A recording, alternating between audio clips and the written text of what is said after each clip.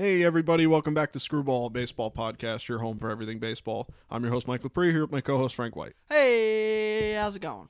If you notice a little bit increase in audio quality, we are back recording in our studio here rather than Skype. So if you notice that there's less audio capping and a little bit better audio quality overall, then we are recording with our usual microphones here. We're breaking the rules a little bit and recording in person because this is a little bit more of a personal topic that we're going to be covering today. As we've noted in the previous weeks, we were talking about players. We had player-centric episodes that we wanted to talk about, but this episode we're going to shift towards the stadiums in baseball. We're going to talk about stadiums that we've went to in particular and maybe some stadiums that we would like to go to in the future.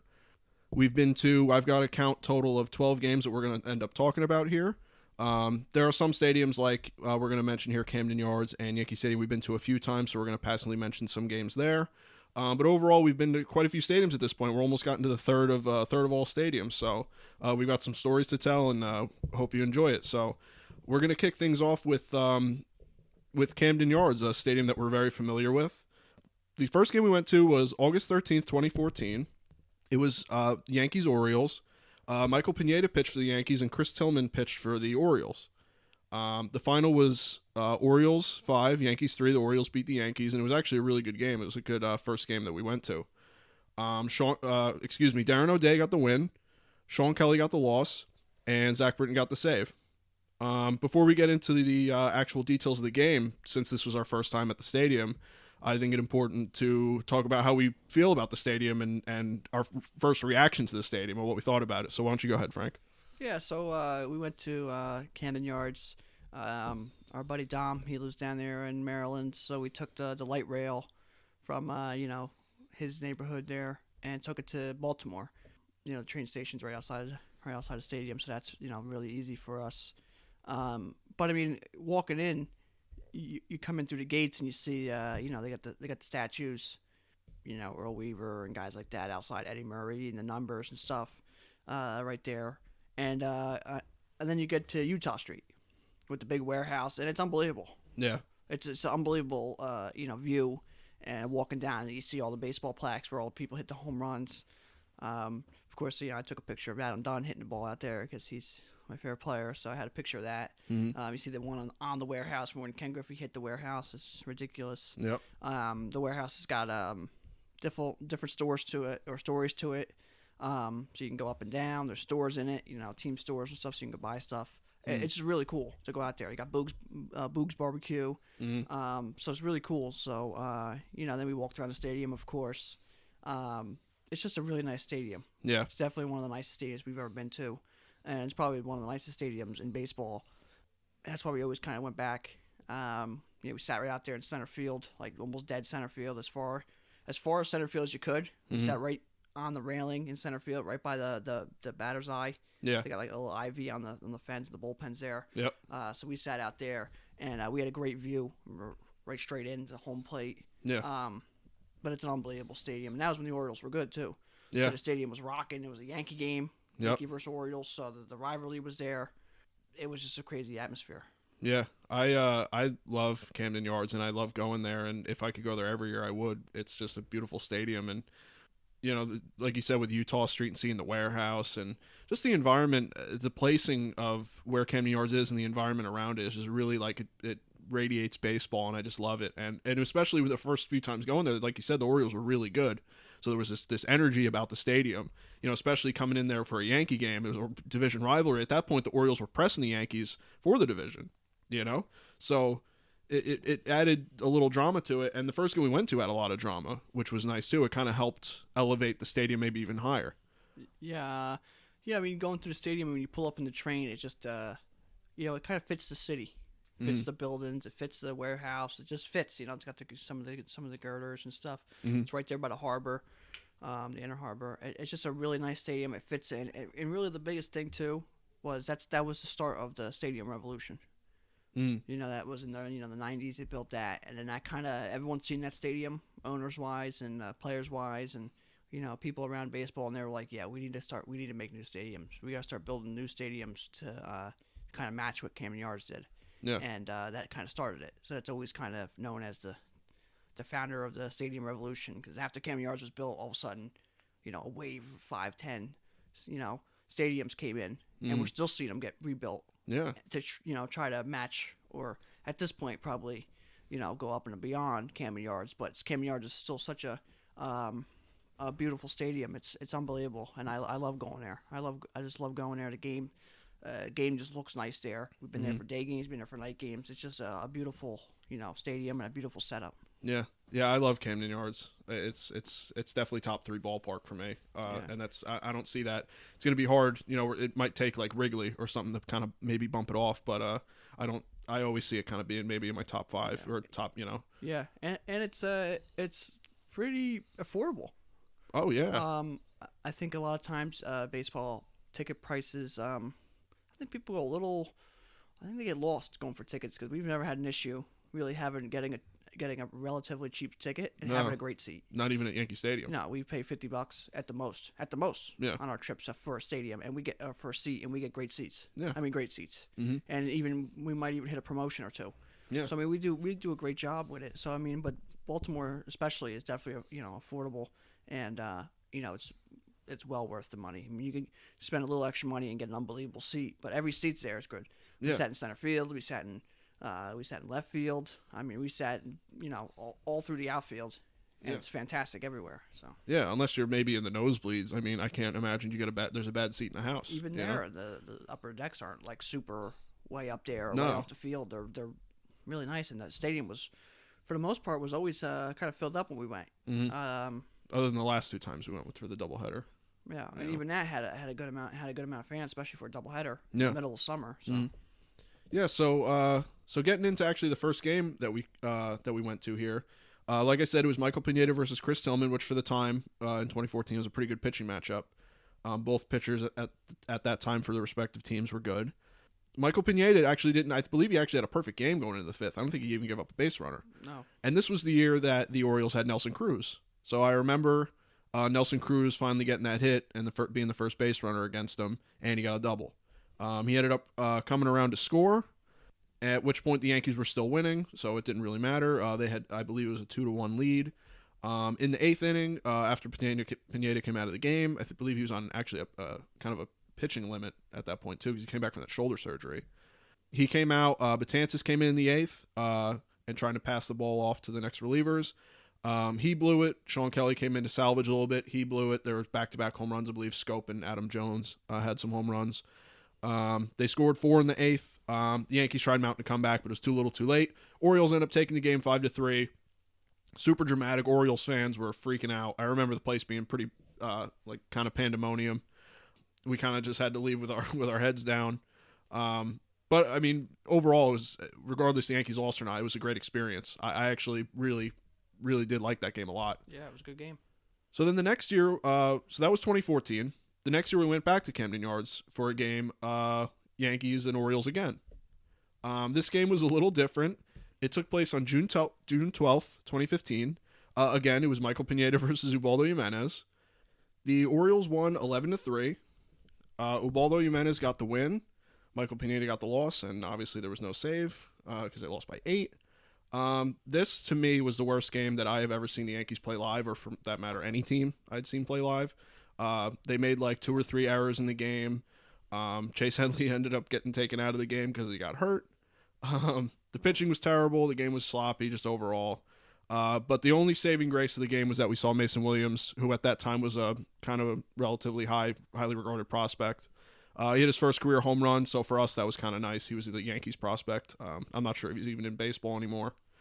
But what do you remember? Do you remember anything specific from that game? Or I just remember going into that game thinking we're going to see a pretty good game, and then Chase Headley got a line drive to his no parts, and that took him out of the game. First inning, I believe. And it was just a mess after that. I believe there was a throwing error in there, and then Carlos Beltran's playing right field, and he might be able to steal signs, but he couldn't catch a fly ball because he called for it and then just let it drop right next to him, and it was a big mess. And then after the game, I got a guy waiting by the train asking me if I wanted to buy a Yankee hat, and I told him, I said, hell, I'll buy a Yankee hat. I'll sell you mine. Why the hell I want to buy one? I watched the worst game I ever seen him play. I remember that more than I remember the entire game. Yeah. Try to sell me a Yankee hat. I just watched them get their asses kicked. You want me to buy a Yankee hat? I got one on, too. Yeah. Hey, was this one no good? It was just fine. Yeah, the ones he's got is better. I told him, I said, I'll sell you mine. Oh, but, yeah, well, other than that, I mean, it was still cool to go see the stadium. You know, get to see it a little bit different. You know, every time you go, you get to see something different. Mm. You know, sat in a different seat, so that was pretty cool. But overall, yeah, as a live game, that was definitely it was never even really competitive. No. After the first inning, it was like it never got really competitive. The Yankees never got into it. You know, there was an injury out there.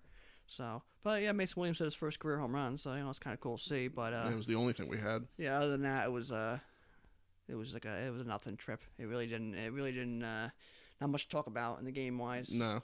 It's just a funny story. That's pretty much it. Yeah, that's easily the worst game we've seen there. But so the next year we again went to Camden Yards for the third time here, but this time it was neutral ground. We saw the Orioles and the Angels. So the pitching matchup was Tim Lincecum versus Chris Tillman. So again, we saw Chris Tillman, but it was nice to see Tim Lincecum in 2016. He was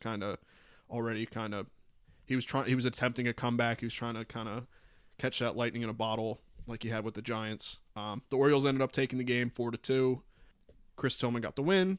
Lincecum got the loss. Zach Britton got the save. This game, we actually sat in a different set of seats. We sat 4 rows off of the fence in left field. Yep. And we had both J.J. Hardy and Chris Davis hit home runs right over our heads. I believe Chris Davis's was like just about almost an arm's reach, if I remember correctly. And, you know, obviously, I think that was the second time in my life I got to see Trout play. So that's always a plus to see him play. But other than that, I don't remember. There's not much notable about the game. I remember it being pretty standard fare. The Angels didn't really hit that well, obviously. Yeah, it was a hot day. Yeah, that was really hot. It was like a 2:00 start, I believe, or yeah, that was a day game. Yeah, or a 1:00 start. It was definitely in the middle of the day. It was hot. Yeah, it was hot. But we got to see the Angels, which was cool. We've seen Trout hit a triple, which is I always remember that because I mean, how many has he got?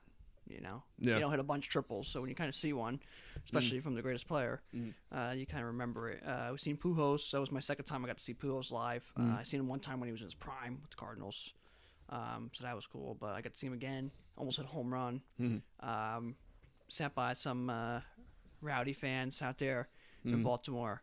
You know, yelling some comments over there, and some of them were ridiculous. To say the least. But yeah, it was a good game. It was good to go watch. You really weren't rooting for anybody other than maybe some fantasy players. Yeah, but it was hot. There's no doubt about that. It's probably one of the hottest games we've been to. Oh yeah, got no shade. But it was great. It was great because it was a day game. It was the first time we got to watch a day game, and we were on the other side of the stadium. The other times we were like center and right center. This time we were in left field, like right behind the left fielder. So we got to see like the other side, essentially the other side of the stadium.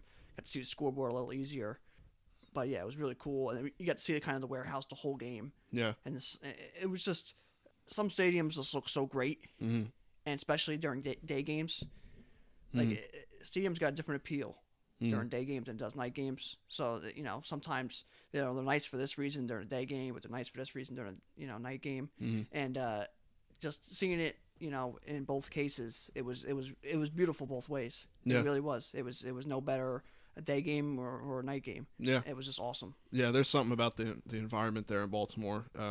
It's just a beautiful ballpark. If you haven't gotten there, I mean, I highly recommend it. Yeah, and there's something too with day games. Sometimes when you go to a night game, it almost feels like it's you're going out. Yeah. Or it's just like a special occasion almost. But when you go to a day game, baseball game, it almost just feels right. Yeah. It's just baseball. That's how baseball was supposed to be played. For the most part, it's how it was played for the longest time. Yeah, it had to be. So it just feels right. It just feels like you're supposed to another baseball game on. Let's we go watch. That's what we do. Yeah. Compared to a night game, it's almost like an outing. You got to get all ready for it and everything. Well, a day game, it was just like, well, here we go. So it was really cool. So I always like day games. Yeah, you got the sun shining, you got the clouds overhead, partly cloudy, hopefully. It's you're right. It's day games I always kind of liked, unless we're right next to the fence and the sun's on us the whole game. Then we're leaving with a little bit of a tan. All right, so the next year that we moved on, so we actually started branching out a little bit more here. We went to this is our first trip and only trip to Nationals Park. We took a trip here in 2017. The first game we saw here was on June 12th, 2017. And we saw Mike Foltynewicz versus Steven Strasburg, which for at the time in that particular season, especially, those guys were both at the top of the pitching list in the NL. So we walked into that stadium. We're walking in for the first time. We're taking everything in, and we're expecting to see a pitcher's duel. We did not get a pitcher's duel. No, we did not. Before I get into the ridiculous game that we saw at Nationals Park, what do you think? What did you think of Nationals Park? We've only been there once, so we got only kind of one impression of it. But what was first impressions for you? Well, first, I want to add one other thing. The umpire of that game, home plate umpire, was Joe West, and he's my favorite. So when they announced the umpires and I was seeing Joe West, I was going crazy in the stands. I know. They were just looking at us like, who are these weirdos? But so that was great. But I thought National Stadium was really cool. You kind of drive down the highway or the freeway there, come around a bend, and the stadium's right there. So you come around the corner of the stadium, and you look down the street, all the way down the road, and you kind of see the Capitol building way down. So I was like, well, that's pretty crazy. And you come in, you park to the right there where we did, and it was kind of an easy situation. There was no real issue parking, which is always nice. Kind of pulled right in. The guy was like, park right there. Boom, paid cheap. Yep. There was 4 of us, so it made it nice. And then the gate was right there. I mean, it was all set up nice for us. We walked around the outfield a little bit, around the stadium, but the stadium was nice. Yeah, it was definitely nice. I had a nice, cool feel to it, but it was a regular old ballpark. Yeah. You know, they had that thing in like left center field, which was pretty cool to see. But yeah, it was nice. It was nice. We had seats right there in left field. Yep. I don't know, about 8, maybe 10 rows up. Yeah, they weren't bad seats at all, though. They were kind of ground level. Yeah, I mean, it was really cool. We had the food concession behind us, so we didn't have to go far for that. Yep. My favorite part of that game was probably when the mascot Screech came over to sit by us, because this was like right after Mr. Met was giving someone the finger, and he came right down and sat right next to me, and I looked, he was looking at me, and we were messing around, and I said, you can sit there, but you're only allowed to sit as long as you don't give me the finger. And he counted his fingers, and he only had 4 fingers, so he counted them. And then he said, he just waved his hands no, because he doesn't have a middle finger. So I said, all right, then you can sit there. Yeah. So that was always a funny exchange. That was my favorite part. He sat right next to us, out of nowhere. He just snicked him. And I was, all right, as long as you don't give me the finger, you can sit there. So that was real fun. Yeah. And then the game itself was crazy. I mean, scoring early against 2 of the better pitchers and some guys hitting home runs, and it was crazy. I mean, if you want to jump into this, exactly what happened. Yeah, you mentioned it earlier when you first started talking about Nationals Park, the ease of getting there. I remember it just being, we're in, we're out. It was no big rigmarole to get in and out, of the stadium. It didn't feel like I didn't leave feeling like we really had a problem at all. It was just kind of like a nice day at the ballpark. Actually, I believe it was a night game. It was just like a 7 o'clock game. Yeah, it was a beautiful night. It wasn't real hot, had a little breeze. It was just like a perfect night. It was really, really nice. Yeah. And I think Nationals Park is actually a little underrated. I don't think it's like an exceptional, like really super memorable ballpark, but I remember having a good time there, and everything was set up nice. Didn't seem like there was a bad seat in the house. Everything, whether you sat in the outfield or the upper decks up by the by home plate, seemed like you could get a good seat anywhere. And again, I think if I remember correctly, it was pretty cheap too. So getting into the game here, so the final of this game, like I said, Mike Foltynewicz versus Steven Strasburg was the matchup. The final was Braves 11, Nats 10. All right? Now follow this. Jason Mott got the win, Matt Albers got the loss, and Jim Johnson got the save. Yeah. 3 completely unlikely pitchers to be really doing any of that. That year, for sure. Yeah. So like I said, coming into the game, we kind of thought we were going to see a pitcher's duel, but the scoring got off to a hot start right away, and it was 3-2 in the first inning. We always make the joke. The scoring got started with Markakis hitting a 2-run home run. Nick Markakis. Yeah, and that starts because Camp, who we had on the show a few weeks back, he every time we go to a game with him, he always he says something and the complete opposite happens. So he sat down and he goes, hey, Markakis, you don't worry about too much of him with power, And next pitch, boom, home run, dead center field. I was like, well, there you go. How do you like that? What's funny about that is he's not wrong. Marquez really don't got much power, but Yeah, as soon and as he says it it, happened a couple other times in the game too. I mean, yeah, I think he said the same thing actually about Trey Turner here, who in the next inning hit a home run. Matt Kemp hit a home run. Matt Kemp hit a home run right behind Nick Matt Markakis. Kemp was, on the way down. So he goes, oh, Matt Kemp. We're talking about Matt Kemp. He used to be pretty good, and still got a little bit of power, but not much to worry about out there. Then, boom. Yep. Hit a home run. Yeah. So every time he says something, it's the opposite happens. Oh, don't worry about him. Boom, home run. So yeah, we always mess around with him. Yeah, we always bust his balls. So right off the bat there, top of the inning, off of Steven Strasburg, it's 3-0. Then, right back in the bottom of the inning, the Nats get 2 back. So it's 3-2 in the first. Then the Nats scored again in the second. They scored 2. The Braves then scored 3 in the third. And then in the bottom of the third, the Nats answered back with a run. So right in the third inning, you're already gotten scores going back and forth the whole game essentially here.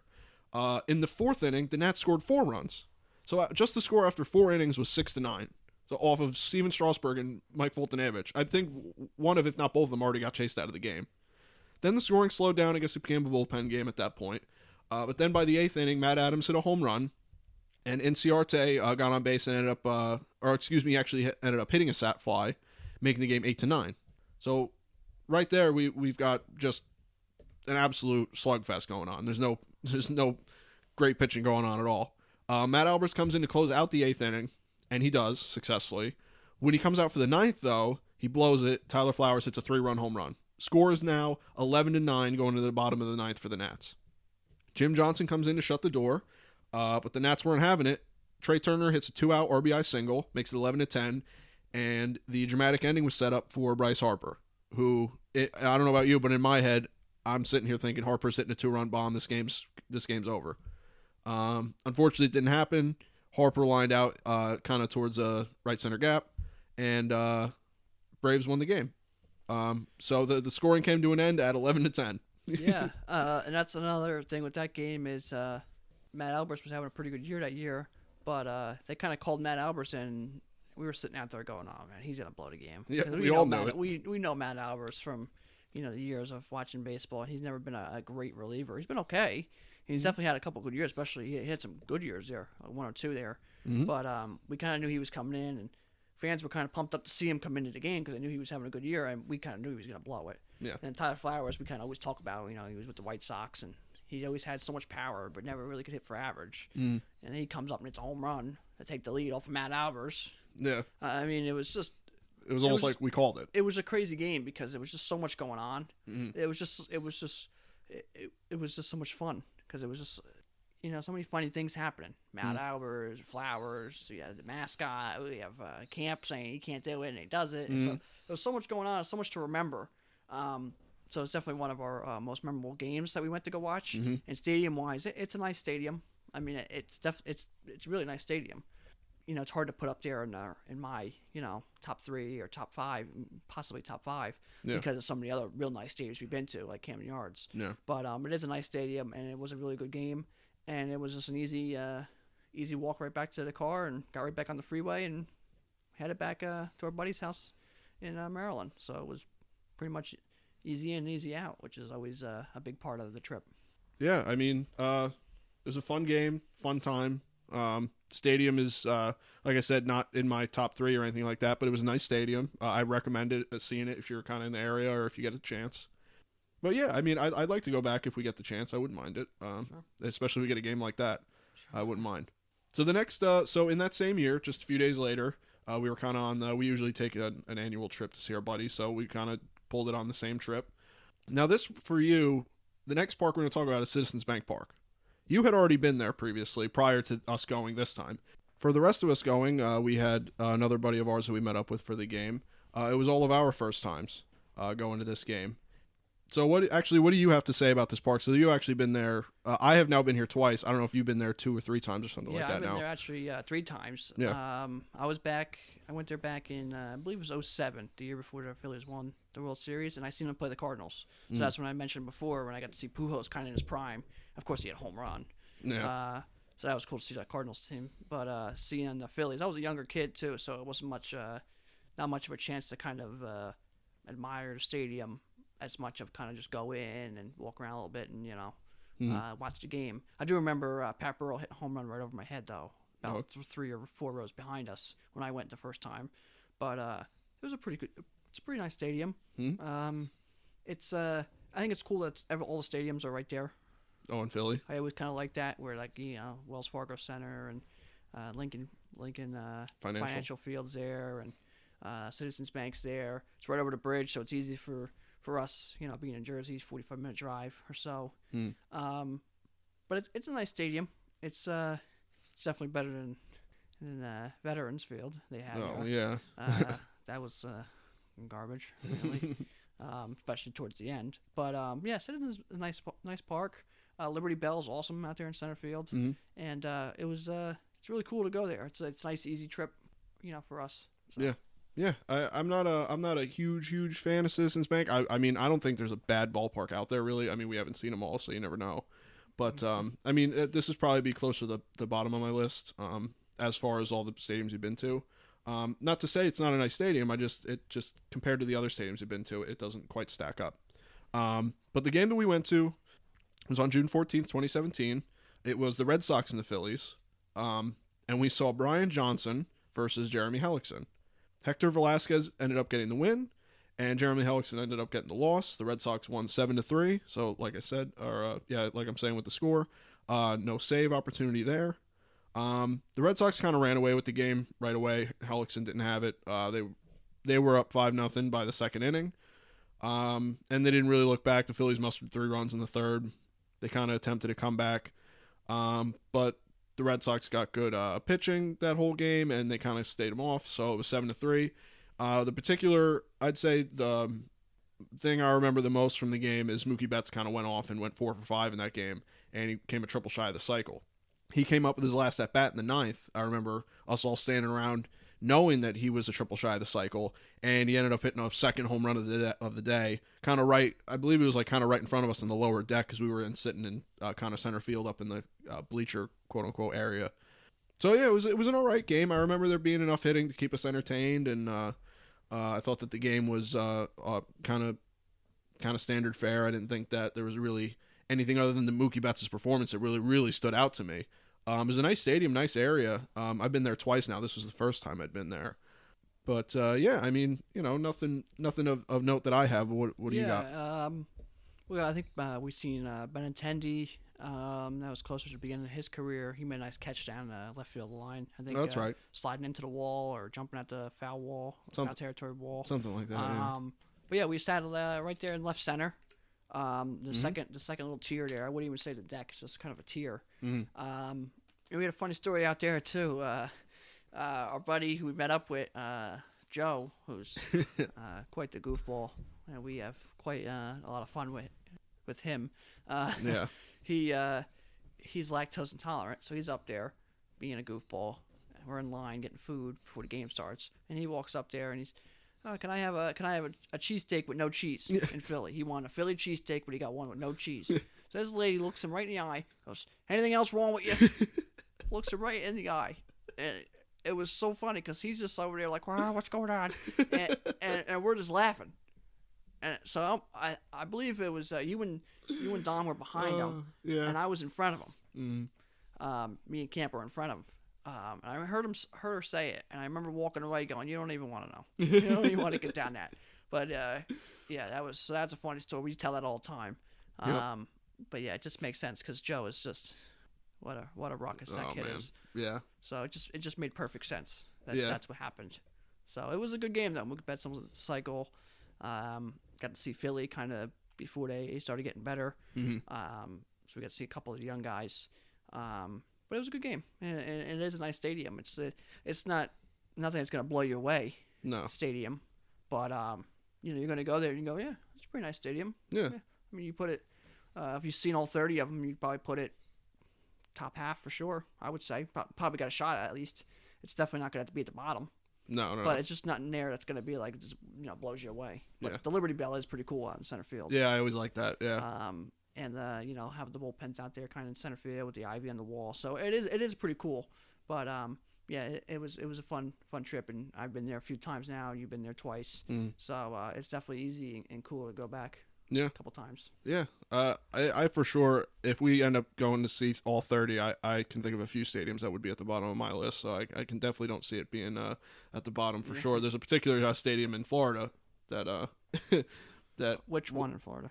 Well, yeah, you get into both of them, but there's a typical one. They're in the AL East, so I'm not going to get into it. Yeah. All right, so that was it for our 2017 game. So the next year we ended up going on a trip, and we actually got a little lucky with our trip. We ended up going to Maryland to see our buddy again, and we went to an Orioles game. We got a little lucky because there happened to be a rain out, not too far into the season, and it just so happened that the game that we had chosen to go to got selected for the makeup game for the rain out. And we got to see a single admission doubleheader between the Yankees and the Orioles. I believe too with that was we weren't even going to go to an Orioles game that year. It just happened to be that the day after we got to our buddy Dom's house is the day that they decided to have the makeup game. So we were like on the fence if we should buy Yankee Orioles tickets for the one game. And we're like, yeah, maybe. We were kind of on the fence with it. And then they said it was a doubleheader game for single admission. We bought tickets. So it was like, maybe we'll go. But once they said that, we went. So yeah, that put us over the top. So we had to make sure we went that year. Yeah, that was an easy choice. Yeah, how could you pass it up with the Yankees being in town like that? So the first game we saw. Now, if you're keeping track, every time we have been to the Camden Yards at this point, the Orioles have won. You're welcome, Orioles fans. So at this point, the Orioles. It's 2018. The Orioles stink.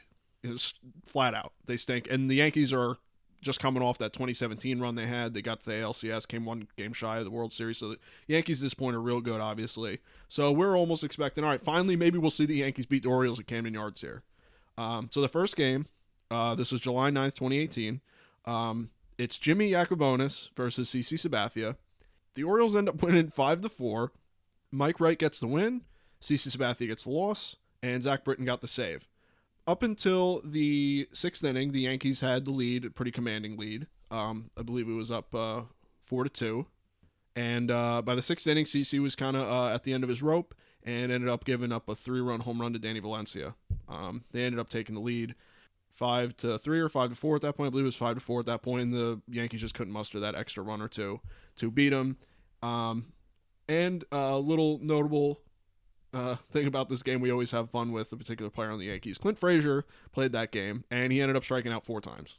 Yeah, it wasn't even close touching the ball. That's why it made it, kind of jokes around with it.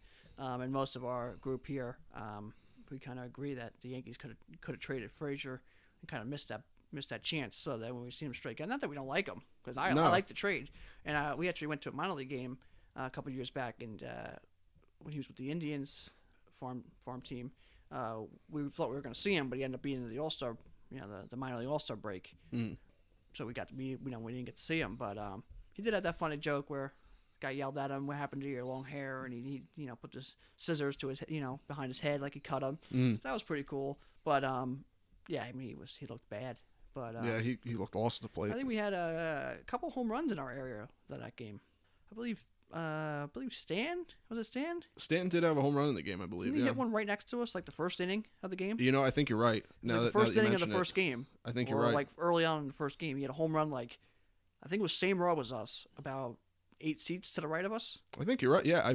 Now that you mention it, I think you're right. So, I remember that. We started off the day with almost getting smoked by Stanton. It was smoked.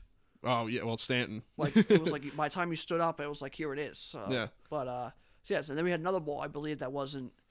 It might have been Valencia's. It might have been Valencia's. That was over us by a few rows. I think it was over and closer to center, maybe. Yeah, it wasn't real close, but it was, it made you think twice real quick. But Stanton's was like right there. Got your heart racing. So it was pretty crazy.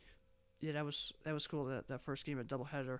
Then the second game was, you want to go into that one? Kind of what happened. Yeah, this was a little bit more in our favor. So the second game, we saw the first game was at about 4:30. Second game took place about a half hour after the first game had concluded. I believe it ended up starting around 7:30. It was almost like a 4-7 doubleheader. It ended up working out nice. So this. We got the ice cream man outside, just ringing his bell. So that's fantastic. I think Mike's about to run downstairs and go grab my ice cream real quick. Right. So all right, we'll have to take a break. All right, so game 2. The pitching matchup for this one. Get ready, because this is a real pitcher's duel here. Yefir Ramirez versus Luis Sessa. The final of the game was Yankees 10, Orioles 2. The game, coming off of that loss in the first game, it's pretty hard to sweep a doubleheader, even if you're one of the better teams in the league. So coming in the second game, I was like, there's no way the Orioles will win. They're beating us. They're sweeping a doubleheader against us. And sure enough, we win. Yankees ended up winning 10-2. Romine had a home run. Gardner had a home run. Just about everyone in the lineup had a double. Clint Frazier finally got a hit in that game, and I believe he struck out a few times that game too. I think he struck out 2 more times. Yeah, I believe he had 6 or 7 strikeouts in the day, which is pretty ridiculous. He was in both games. Lineup, don't worry. Oh yeah. And I should mention, to give you guys context, we were sitting just about in the same seats that we sat prior year, where we were in left field, just a few rows off of the fence. So we were kind of in the same area again, which was nice. I think that's kind of the seats that we're probably going to try and get every time we go now. But this was actually, I wrote down here, was one of my favorite days at a ballpark. I mean, I had a lot of fun. Regardless, Yankees split the doubleheader, but it was still a fun day. We had a lot of fun, everyone hanging out and having fun. Yeah, it felt like a little bit of old school baseball, the doubleheader. So it kind of felt like you were maybe back in the 60s or 70s or something. You go to the game, go to both games for cheap. We sat right there behind the left fielder. We brought some stuff in from Wawa because we knew we were going to be there today. It was hot though. Oh yeah, it was hot, but it 4:00 game, the sun was out, and then a little bit of clouds kind of rolled in, and that started kind of getting into the twilight, so it kind of cooled off a little bit. So it turned out to be like really a nice day all the way around. Yeah. We met my cousin out there. He happened to be at the game with a couple of his buddies. So that's right. Kind of talked to him for a little while. So it was a really cool day all the way around. Yeah. And of course, going to see that stadium and going to see our favorite team is it's hard to pass up. Yeah. Yeah. I mean, Cam New York is great. That was another great. Every time we go there, it's just a great environment, great time. So the same year, same trip, like you said before, this was kind of that we kind of did that doubleheader. We didn't really plan that out. So the real trip that we ended up doing for that year was we went to Pittsburgh to see PNC Park. We went on July 11th, 2018. The game that we saw was Trevor Williams versus Gio Gonzalez, and the Pirates ended up winning 2-0. This was a real pitcher's duel by the score. So what did you think of this? Is again another stadium, we've only been there once now. So it's kind of first impressions. What did you think of PNC Park? PNC Park was a stadium that I always wanted to go to. Me too. Always wanted to go to. Driving there, we drove to every single stadium. We never flew. Went all that crazy stuff. We took a road trip to them all. So it's cool. The 4 of us kind of road trip. It's it's our annual trip, and we have a great time. But so that was like our first real road trip kind of. Yeah. So we drove out to Pittsburgh. It's a great city. Sneaks up on you, but once you get into it, the bridges and the big buildings and a couple stadiums, it's really cool. It's really cool look to it. Come in, parking was really tough. Yeah.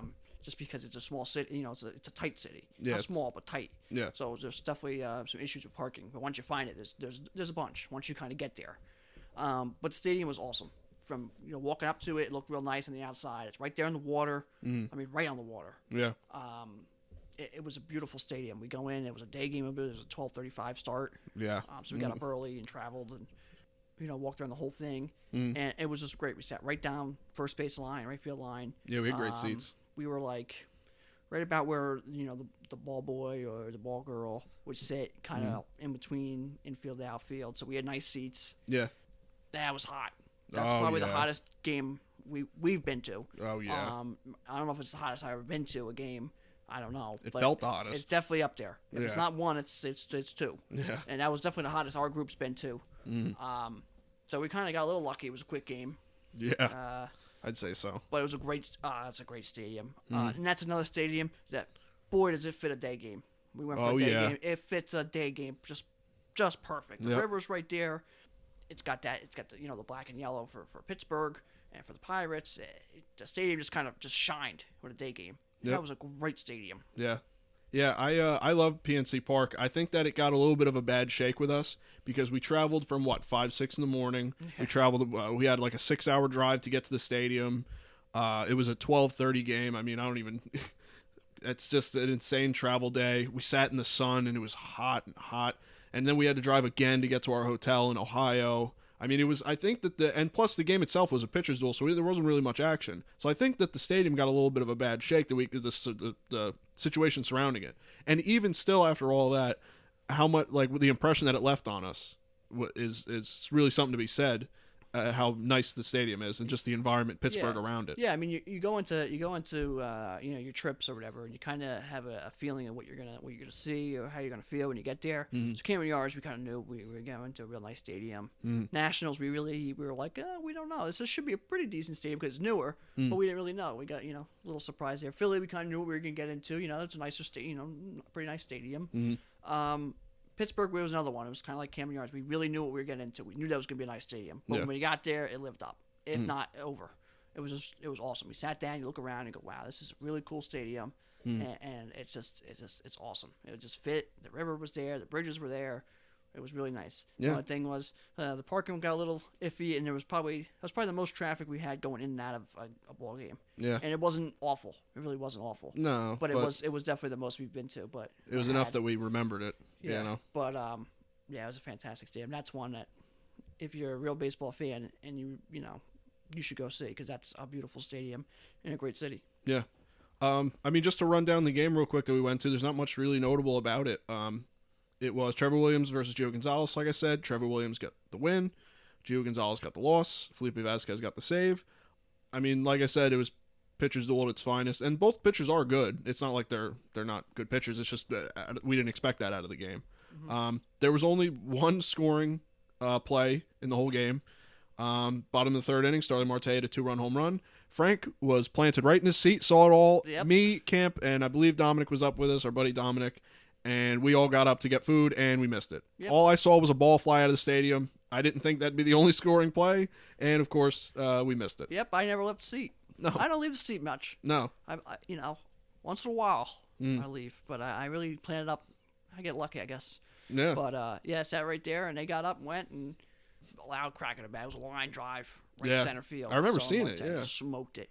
And that was all she wrote. Yeah, that was it. That was the scoring play. And yeah. It was. I believe Adam Eaton made a diving play out in right field because I like Adam Eaton, and we were kind of sitting right there. Yeah. So he kind of made like a diving play towards the line, so that was pretty cool. But other than that, I mean, there wasn't really. Matt Adams almost hit a home run, won and track 3 times in a row. Yeah. But I mean, it wasn't much going on in the game. But it was a tight, close game. It was a close game. Guys on base, you kind of felt the drama because things can happen quickly, but nothing really happened. No. So it just kind of went quick, but we got lucky because it was really hot. So. Yeah, in that regard, we did get lucky. I mean, man, that was a hot day. But beautiful stadium, we recommend it if you ever get the chance to get out there. But moving on, so the next game that we went to that year, this was the second game that we had planned on going to. We went to Progressive Field in Cleveland. Now this is I really liked the stadium. I was very surprised. I loved Cleveland. Yeah. I mean, this was great. This was a place, you think about and you're going, Cleveland. No one thinks Cleveland, not a good sports city, and all this, bad stuff about it. Yeah. We went there for the whole day.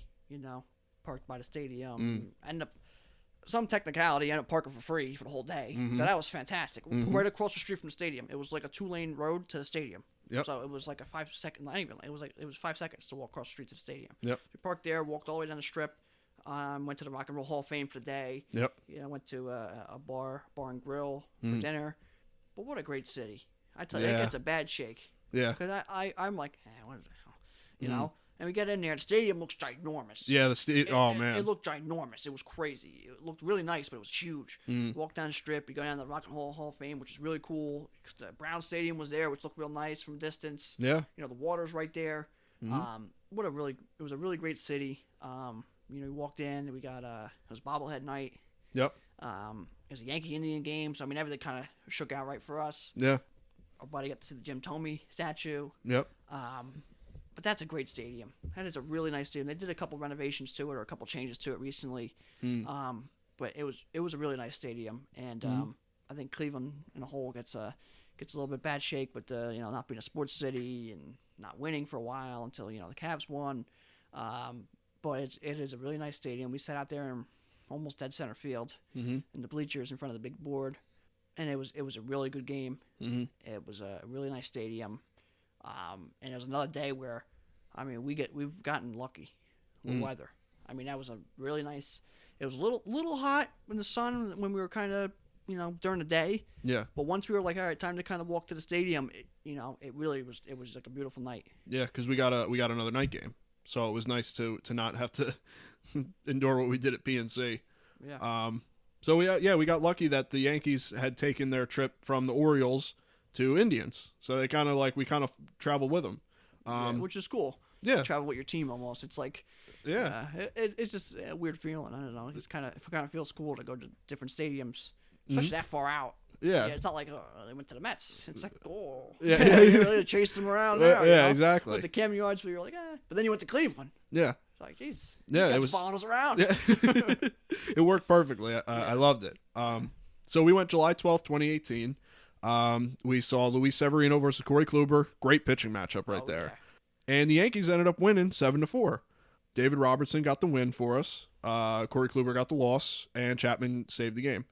This was overall back and forth. This was a great game for both. I mean, obviously the Indians ended up losing, but I mean they really were in the game up until the late innings. They took a quick 2-0 lead in the first. The Yankees battled back in the third and the fourth. They ended up scoring 2 runs each inning, and the Indians ended up answering back, and it ended up being 4-4 for quite a few innings there. By the sixth inning, the game was tied, and then Severino had been taken out at that point. Kluber went a little longer. He went into the eighth, and it was just it left him in a little too long. He got to the end of his rope, and Aaron Hicks ended up hitting a go-ahead double. He ended up eventually coming around to score, so then that makes the game 6-4. And then the ninth inning, right before Chapman comes in to save the game, Gardner caps off the scoring with a home run in the ninth, his second home run of the day, and the Yankees won 7-4.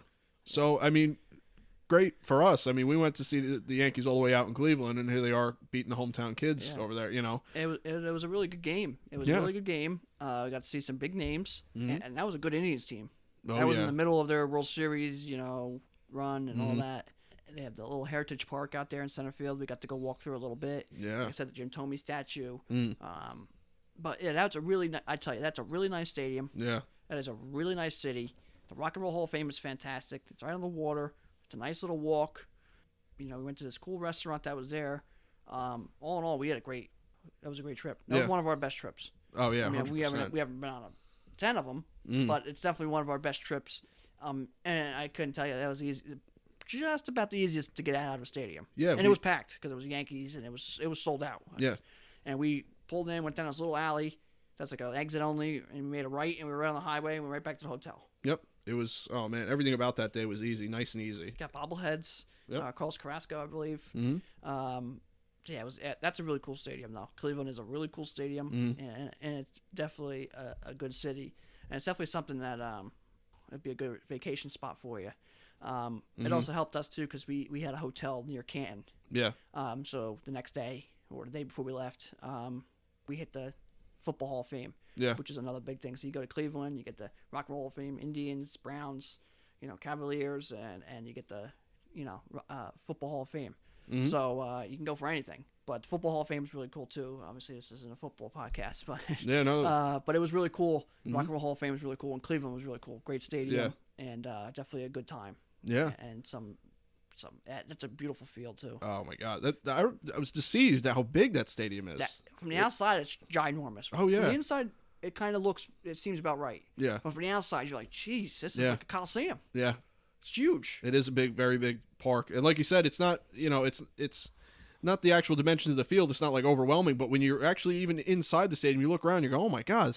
Stadium, it almost feels like a football stadium. It's humongous. Yeah, but really nice stadium, and that was a really fun trip. That was definitely, we had a great time on that trip. And that was arguably the worst seats we had at just about any ballpark. We sat in the bleachers kind of like center field, kind of what you would call kind of closer to upper deck. I mean, we sat pretty high up, and it was still like we could see everything. Yeah, it was a really good seat. You're in center field, so you get to see the pitches and everything. And it was a really cool stadium. Yeah, I would 100% go back, even just to go to Cleveland. I mean, that city is awesome. Yeah. So that concluded our trip in 2018. And the next year, our most recent trip, we had just a little less than a year ago now, we took a trip. We went to Detroit, and we went to see Comerica Park. This was actually a cool day, and it's actually a little, it was kind of nice. We got to see, with the unfortunate passing of Al Kaline, when we ended up going there, we had the opportunity to see a celebration of I believe the 1984 Tigers team. It was their 35-year anniversary, I believe it was. Yep. So we got to see Al Kaline before his passing Mm-hmm. on the field there. Jack Morris, Lou Whitaker. Mm-hmm. I mean, some pretty cool names. That was the year Jack Morris got elected in the Hall of Fame too, so that was pretty cool. Yeah. But Lou Whitaker was there. There was definitely Kirk Gibson. Kirk Gibson was there, which was cool because how big he was Mm-hmm. in baseball together. But so it was cool to see kind of all these guys, and that was kind of almost a surprise. We really didn't even know that until we were kind of out there already. No, until I sat down and looked at the field and saw the chairs and everything set up. I was like, oh, I guess they're celebrating. So I didn't know. We were supposed to get a bobblehead. We didn't even end up getting it. No. I think the gate we went in through didn't have them anymore. They were kind of out of them already. Mm-hmm. But we still got to see some great ball players. And Al Kaline was, I don't know, 250 feet from us. Yeah. 200 feet from. I don't even say 250. I would say like 150, 200 feet away from us. Yeah, he was sitting in a chair. One of the best players of all time. Yeah, it was cool. Arguably the greatest Tiger.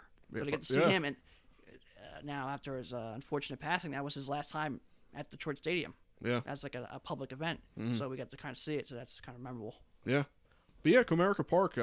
I actually I really like Comerica Park. Again, another stadium that I don't think would kind of fall in my top 3, top 4 area. Maybe not top 5, but regardless, a really nice stadium, really nice area of Detroit. For the area that it's in. Yeah, for the issues that obviously that are there, but. But it was actually kind of getting in and out wasn't too bad. No. I remember it being pretty easy. You easily find the stadium. Yeah, I believe it was like an 81-mile trip from our buddy's house, who we ended up going to the game with. Yeah. It was an 80-mile total trip, and I think we were on the I-81 or something like that, or I-80 for 78 and a half miles or something like that. Yeah, we got right on at his house, and we got right off, and the stadium was right there. There was no extra driving. Yeah. And it was cool because Ford Field's there, and they got a couple like real sports bars there, the Red Wings bar and stuff like that. So it was really cool, area. And the stadium, it was nice. It was a nice stadium. I think if that team was real good, yeah. I think that's a night game stadium now. Yeah. We had like a midday, mid to late day. It's like a 3:00 start, I believe, because of the ceremony. So it was a little special start. Yeah. If that was a night game, I think it's definitely a night game stadium. It would have had a better shine to it and a better glow to it, but a huge field.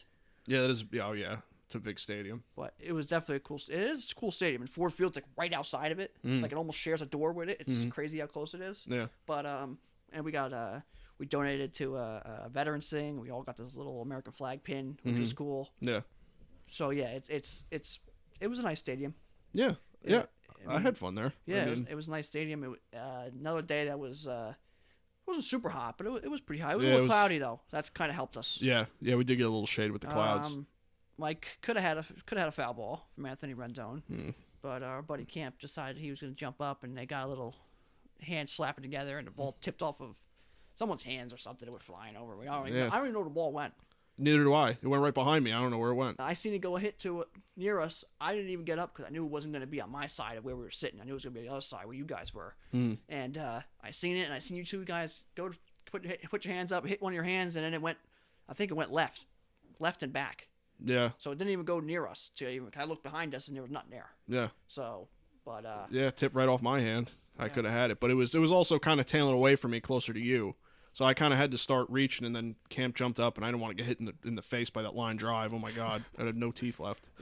But no. So let's get into the game a little bit here. We went June 29th, 2019. We had a great pitching matchup here. We had Austin Voth versus Gregory Soto. The Tigers actually ended up winning this game 7-5. They beat the Nationals. Victor Alcantara ended up getting the win. Tanner Rainey ended up getting the loss, and Shane Green got the save for the Tigers. Yes, he was on my fantasy team last year, and unbelievable. Yeah, he had. Oh my God. So I was so pumped up watching him come in. Yep. So a little note about this game, if you're remembering correctly, the Tigers, I believe, had the worst record in the league last year. Yes. They were the worst team, and we saw them beat the World Series champions, who at that time were kind of starting to make they were kind of coming back from. Yeah, they had a really bad record at that point too, or they were coming back from. Yeah, they were in hot. May. They had a really they were kind of hot at that point, and kind of making their trip up the leaderboards, I guess you can say. Yeah, and the Tigers, everyone kind of knew what place they were at. So there was no scoring until the fourth inning. At which point Rendon hit a home run. Brian Dozier hit an RBI double. Victor Robles hit an RBI single. So the Nats got off to a hot start there, and got the scoring started. The Tigers ended up scoring then on a bases loaded walk, and then Miggy ended up tying the game 3-3 with a 2-run single. Miggy had a big game this game, which, I mean, he's one of the only guys in the lineup that you really have to worry about. Yeah, Castellanos then too. Oh yeah, that's true. I forgot he hadn't been. He had a double too. Nice play in the right center gap when Camp said he's not that great of a fielder. He made a great running catch into the right center gap. So every time he says we just can't listen to him. Yeah, there's no point. Bet against it. Yeah. Again, Miggy helped take the lead in the 7th and added to it in the 8th. Shane Green came up out of the pen, and he secured the win for the Tigers. And we also, another nice thing about it is that we saw Jacoby Jones, center fielder out there, make probably, in my opinion, live, one of the most unbelievable plays I ever seen it with my own eyes. I mean, it was he made this catch over the wall, kind of in left center. Yeah, I believe his waist was about fence high. Yeah. To the top of the fence, he kind of reached way over, caught it. Definitely one of the better plays you're going to see live. Probably one of the best plays we've seen. It's definitely one of the best plays we've seen live. It was a great play. Went a long distance, caught it, and that's probably the Tigers' best play of the year. Oh yeah, it's probably their number one player of the year, maybe 100%. 2 or something like that. Yeah. But it was a great play, and it was a cool game. And the stadium was not bad. It was a cool stadium. Yeah. Kind of like Philly, where kind of probably fall in the middle somewhere, somewhere in the 15 to 20 range, maybe. I think a night game really would fit that stadium. I think a night game would really make that stadium fit better. But it was cool. The cars were out there in center field, kind of hanging up over. It was a cool stadium. It was a good time. Yeah, I mean, it's a cool environment. I have to say, actually, if you're going out there, believe it or not, I didn't expect this at all. It was actually the most expensive ballpark that I've been to, because I try to get, when I go and get concession at the game and try to get my food, I usually get the same thing to kind of compare pricing across the stadiums and see, if the team's bad, they got lower pricing or higher pricing, who knows. But believe it or not, the Tigers actually had the more expensive out of all the stadiums that I've been to so far, which I was very surprised about. Kind of a not a really competitive team at the moment. You think they'd maybe make it a little more affordable to get to the ballpark. I don't know. But the little just side note there that I noticed was a little strange that it was the most expensive ballpark we've been to. Yeah. It's strange. I don't know why. So the next ballpark that I'm going to let Frank take this one, because this is his favorite ballpark. Yeah. We went June 30th, 2019 to see a Reds game, and I'm going to let Frank take it from here because this is his favorite ballpark. Yeah, so this was a day or two after we went to Detroit, and this is another one. This was probably my number, definitely like top 3-4 stadiums that I wanted to go to. I remember as a kid playing, when Cincinnati Great American Ballpark came out in video games, playing there, and like the big smokestack, and then they put the kind of like the boat thing out in center field, right on the Ohio River. So I always wanted to go to the stadium. Yeah. And pulling in to see the stadium, I was like, all right, it looks pretty nice. Cincinnati is like one of the homes of baseball. We went for a day game, Cincinnati, which is like perfect. That's baseball. That fits baseball to a T. So we kind of come in, we see the Bengals stadium, we park, which was easy to park. Oh yeah. We come out, we walk like a block or two to the stadium. See the Red Stadium, Great American Ballpark. Sign outside, right on the thing. Great American Ballpark was really cool. We go in, we walk around a little bit. It was a pretty hot day, but it was on the river, so you got a little breeze. Yeah, it wasn't terrible. So they were giving out like free ice chips, which was cool. I didn't notice that at any other stadium. So I thought that was really cool. So we got those, walked around. Wanted to see Dunn, where the river was, where Dunn hit the ball into the river, and that's ridiculous. Oh, if you guys ever go out there, look how far that ball must have went. It's crazy. So we got to see that. So then we sit down in our seat, and I sit down, and there's the big building right behind the stadium, right over home plate. Great American Ballpark or Great American Financial or whatever it is. You see the big building, and it's a beautiful building, and it's just perfect. It looked great. It was an unbelievable sight. I have a picture of my phone. It was fantastic. And the minute I sat down and seen that, I was like, "This is the best ballpark I've been to." Yeah, just hands down, it was the best. Field was great. We had great seats, right down the right field line. Saw a great game for the most part because the bullpens are there. We sat as far to the right field line as we could while still being in the outfield. Yeah. You seen the scoreboard to left center, which is a real nice scoreboard. The boat was out there in the center field. But yeah, seeing that building behind it, which is where they get the name of the stadium, it was just awesome. and then being a day game, which just fits Cincinnati because Cincinnati's just a baseball town, or baseball city. It was awesome, and that just really sealed the deal for me for being my favorite stadium so far, and it's definitely going to be hard to beat. Yeah, I know. As soon as we were there and when the game ended, you're like, that's my favorite, like 100%. And it's not hard to see why. It's a beautiful, beautiful, beautiful stadium. Like I said, we got a perfect day. Like you said, it was a little hot. I remember it being on the hotter side. I wish they gave out the ice chips at the PNC, the Pirates game. That would have been nice. But yeah, I love Great American Ballpark. It's in my top 3, 100%, with Camden Yards. I would love to go back there if we can. And we also, like I said, we got a good game. We got a Reds-Cubs game. Yeah, rivalry. So right there, I mean, you knew that there were going to be fireworks, and we got a good pitching matchup too. So like I said, we went June 30th, 2019. We seen John Lester versus Anthony DeSclafani. The Reds ended up winning that game 8-6. DeSclafani got the win. Lester got the loss. Raisel Iglesias came in to save the game. There was quite a bit of offense in this game. The Reds took a quick 3-0 lead, in the first inning and took it to 4-0 in the sixth. So first 6 innings kind of one-sided there. Cubs came roaring back though in the 7th, scored 3 runs. But the Reds ended up then answering back in the 8th with 4 runs. I believe, if I remember correctly, that was when Eugenio Suarez hit one of the furthest home runs I ever seen hit live. I believe that was that the first part of the scoring though? He had 2-run home run? I'm not sure. I'm just remembering it. Now that I'm mentioning it, I remember it. I believe it was early in the game he did it. I think but yeah, he hit that ball dead center off the top of that boat out there, which was crushed. Just as I mentioned the scoring here, I remember seeing Eugenio Suarez hit one at dead center. It was one of the furthest home runs I ever seen. It was crushed. Yeah, he hit one. It was had to have been around 450, right? I remember they registered the length, the distance, like 440, something like that. Yeah. Yeah. So that's another thing too. Eugenio Suarez had an absolute bomb in this game.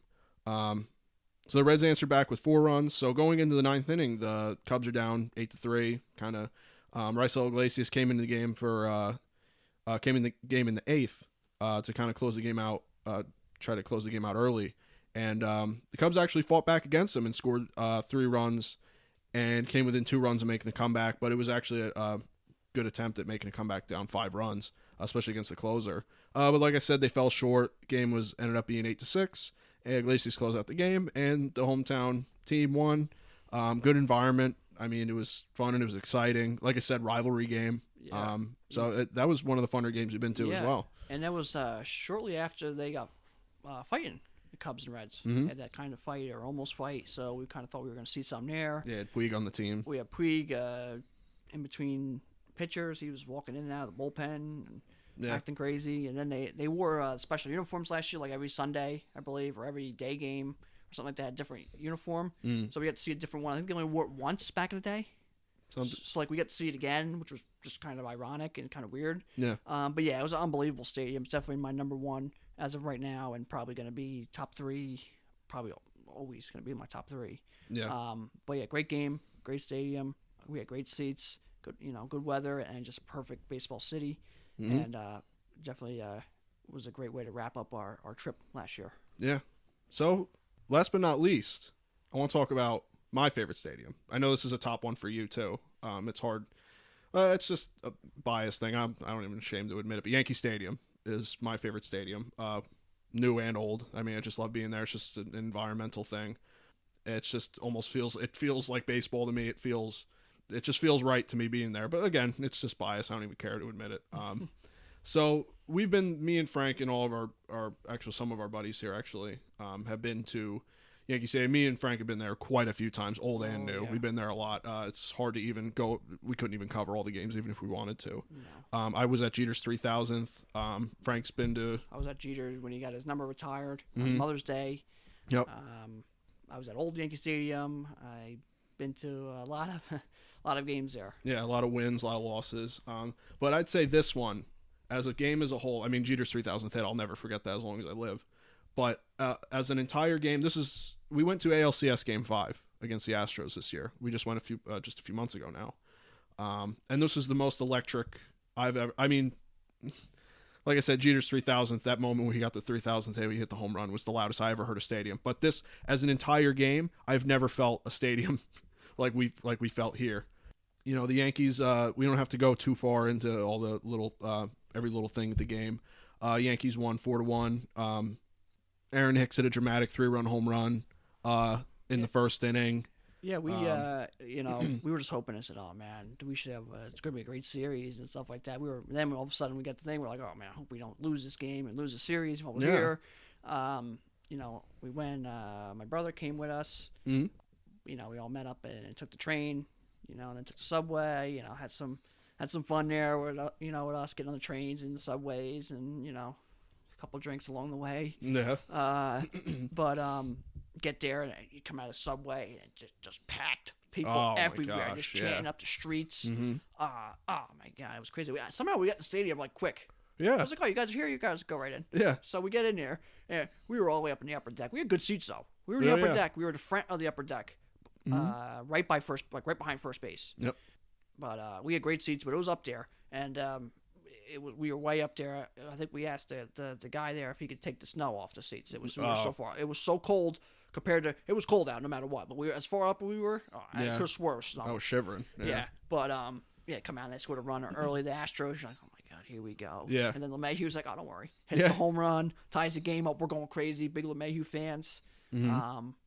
So we're going crazy. We're chanting. We're yelling. And then Hicks hits the home run, and I thought the place was coming down. Yeah. The place was, you couldn't even hear. I couldn't even hear Mike sitting here yelling in my ear. I couldn't even know. I wouldn't even know it was him. Yeah. Because it was so loud. The place was shaking. Oh my God, lights were going crazy. People were throwing things. Oh my God, everyone was yelling. Yeah. Like I don't even know if anyone was even yelling anything important. It Yeah. was just noise. Yeah. It was so loud. Yeah. And then the game was just a great game after that. Oh yeah, it was a was tremendous just, game. It puts other baseball games. If you're not at a playoff game, it's just electric. Yeah. It's just electric, and it was unbelievable. I'm glad we went. I don't know if I'll ever go again to a playoff game, so it was great to see. I mean, I hope at some point. Yeah. We didn't spend a ridiculous amount of money, believe it or not. No. For an ALCS game, it was like 120, 130. It wasn't much. No, And we had pretty good seats. Yeah. Great game. Stadium, obviously been there a bunch of times. It's a cool stadium. Monument Park. It's really nice. It's new. We got the big board out there. Not much going on. Kind of like the old one. It's just about baseball. But the old one had that, aroma around it, I guess you could say. Where it's like it's just Babe Ruth, Yeah. Yogi Berra, Mickey Mantle. And then the new one doesn't quite have that, obviously. But it's still cool. It's still a nice stadium. Mm-hmm. But that game is unbelievable. Playoff game. Going to a playoff baseball game live is just crazy. Yeah. And then I thought the craziest part was going through the tunnel on the way out. Oh my gosh. The bowels of the stadium, I guess. Yeah. Everyone chanting. It was so loud. Yeah. I mean, it was so loud. F Altuve. Yeah. Let's go Yanks, and we're not dead yet, and everything they were chanting. I mean, it was so loud. It was echoing. The place was shaking. You're literally walking down the thing, and the ground's shaking. Yeah. It was crazy. All you could do was smile, even if you didn't like the Yankees. Yeah. Like you just smile. It was just crazy. Yeah, it was so fun. So I mean, that's unbelievable. That's one of my favorite games I've ever been to. Oh yeah. It just that feeling is something that you'll never forget it. No. Yeah, if you're out there, even if you're not whoever fan you are, if you can make it to a playoff game, please do, because if you get an environment like that, there's nothing like it. It was unbelievable. Hey, Camp, not a Yankee fan, he had a good time. Yeah, he loved it. My brother, not being a Yankee fan, he was having a great time. Oh yeah. I mean, it's just crazy. It was a crazy feeling, and it's something that I hope we go back again. I would. Throughout the years. I don't think we should have a problem finding the Yankees in the playoffs with the team they got right now. But if I never go back to a playoff game, that's fine with me, because that was unbelievable. Oh yeah. Yeah, so I mean, that covers all the. So far, we've got 8 MLB stadiums that we've been to. Cover some of the games that we've seen at the places, and maybe why it affects, maybe why we feel a certain way about a stadium. Yeah. We're looking obviously to see more. Yeah, this year we had a couple ideas, prototype plans. With the coronavirus, kind of threw things whack. We were kind of thinking maybe Chicago, both Chicago's and Milwaukee. We had like a Boston-Toronto trip maybe. We were going to do maybe like the Florida, Atlanta, and the 2 Florida teams. Ironically enough, we haven't been to Citi Field yet, which is like that's weird. Not quite even an hour away from us, because it's so easy to get to. So we're kind of like holding this. That might be one we get to this year if they ever let fans back for baseball. Hopefully, since our trips might get thrown off, we might be able to just do Met Stadium, Citi Field, which is getting another one off the list. But we're planning on hitting all 30, and hopefully in the next, I'm hoping 5 years we got them. Yeah, I think it's not hard. It's not a hard. I think we could do it. We also went to Cooperstown one year in the winter. We got super lucky there. We had no snow. Yeah, it was high of 0. Oh yeah, it was cold. Yeah. It's a funny story. We helped move a couch into one of the top floors of Cooperstown, like right by the Hall of Fame. So it's like Yeah. this hallway was like a foot wide. And Oh, moving, my like, God. a couch up. It was there for an hour. Oh, It's help the us for worst. 5 minutes. We were there for an hour pushing this couch up to. All we Crazy got story. was a thanks. Yeah, you know? yeah. But it was freezing out too. But we got to go to the Hall of Fame. Nobody was there because it was winter. Nobody. We were the only people in there. Yeah. There was 5 of us. We were the only people in the Hall of Fame. The whole thing was empty. I went there one time in the summer as a kid. It was packed. This was empty. Yeah. It was almost like we rented it out. So that was fantastic. We got to go through and really watch things and see things and read things. We were there for hours. Got to go through some of the shops, see Doubleday Field. So we've done Cooperstown. We've done a lot. We've done a lot of baseball stuff. We went minor league stadiums. We plan on hitting more stadiums. So hopefully this Corona stuff kind of cuts out soon. We get fans back at some point. We'll do some sort of small trip. We'll figure it out. But I have Cincinnati as my number 1 stadium. Pittsburgh's probably. I think it's Camden Yards probably 2, maybe Pittsburgh 3, Yankees 4. Yankees I think maybe because I've been there so many times. That's true. Yeah, these stadiums we've been to some good ones, but there's definitely some other ones out there I think are great too. Colorado I think is going to be a great one. Yeah. Wrigley I always wanted to go to. Yeah, I want to go to Wrigley. Cardinals Busch Stadium I think is going to be fantastic. Oh yeah. I think Fenway's going to be cool because of Fenway. The stadium itself it's not great, but it's Fenway. The history behind it. Yeah. So there's definitely some cool ones. I think San Francisco would be a cool one. Yeah, I want to go to San Fran. Yeah. I think Dump Oakland would be fantastic. Go see. I'm a Raiders fan, so it'd be cool to see that. And I mean, how much history is there? Yeah. On multiple sports, the A's being good and stuff. So I think that'd be a pretty cool one to see too. But we definitely have some more plans to go to other stadiums. We'll figure it out. Yeah. So our plans kind of got a little bit moved around, to say the least, unfortunately. But I was looking forward to hopefully even going to the Chicago's because I really want to go to Wrigley. But we'll end up making it at some point, when things settle down. Yeah, and to go along with stadiums in, ironically, Chicago, we got this week's trivia question. Yep. So this week's trivia question and it's going to be, let me explain it a little bit to you because it's not just quite straightforward. But the question is, what are those small dirt circles near home plate on a baseball field? You don't see them much anymore on stadiums. But Chicago, U.S. Cellular, or Guaranteed rate? Yeah, Guaranteed Rate, or whatever the White Sox stadium's name is now. If you look at that stadium, and we're going to have a picture, I believe, on our Twitter and Facebook. I believe we'll put a picture of some sort. There's small circles that are like right next to home plate. They're not on deck circles. No. They're like right on home plate. The question is, what are they? Why are they there? Like, what are they used for? Why are these circles there? They're like right next to home plate, and they're cut like they're supposed to be there, Like they're very nicely cut. They're very nicely kept. Got nice dirt in them. So what are these circles there for? It's something that I don't think anyone you don't really take notice to until you think about it. Yeah, I didn't know this until you told me. Yeah, so to go along with our stadium episode, I thought it was a great question to kind of keep that stadium idea, because there's only a few stadiums that have them. I know the White Sox have them, so there's a few of them out there. But so that's the question. What are those small circles by home plate? What are they there for? And no, they're not on deck circles. And the answer is, these circles are fungo circles. So when the coaches, before the games, when the infielders and the fielders take practice, the coach will stand there, and he'll hit to the infielders, so they can kind of see the ball off of dirt and kind of get that bounce off of dirt. They're close to home plate as they can without actually being on home plate dirt, so the workers can or the grounds crew can work on the field. So that's what they are. They're fungo circles. Yeah, I didn't know that until you told me. I thought you were talking about the on deck circles. I'm like, what circles are you talking about? No. Yeah. So that's a cool little fact for you. Yeah. Yeah, that's something that you learn something new every day. I had no idea myself. So that's something that I'm assuming not a whole lot of fans out there know. I would think, unless I'm just the idiot here. I'm not sure. Hey, either way. All right. So with that wraps up our stadium episode. We're going to be recording next week. We're going to be talking about the current state of baseball, I think was the topic that we discussed, that me and Frank discussed we were going to talk about. So we're going to talk about current state of baseball, how we see the league today, and what we think of maybe the players, or how the organizations are run, or how commissioner and new rules, what the plans are. We'll give hopefully some sort of, even if it's a small, an update on what the season could, any updates on that. So we'll give that. But yeah, it'll be a current state episode, kind of get our opinions, how we feel about baseball, where it's at.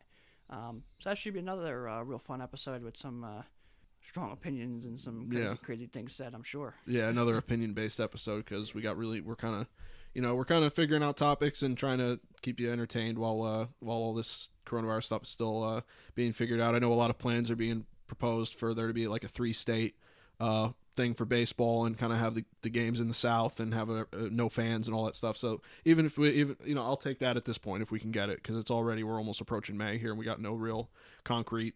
We just got rumors. So yeah, we're gonna keep the episodes coming, and we're gonna let you know what we're gonna do in the coming weeks, and we'll kind of hopefully have a roadmap of episodes we're gonna do. We're still figuring it out, but until then, you can follow me on Twitter at @RealMikeLepre. You can follow me on Instagram at @MikeLepre. And you can follow me on Instagram and Twitter at FDubs10. You can follow our official Screwball Twitter at ScrewballPod. You can follow our official Facebook at ScrewballPod, no E in Screw. And that's it from us, guys. We'll see you next week. Yep, take care.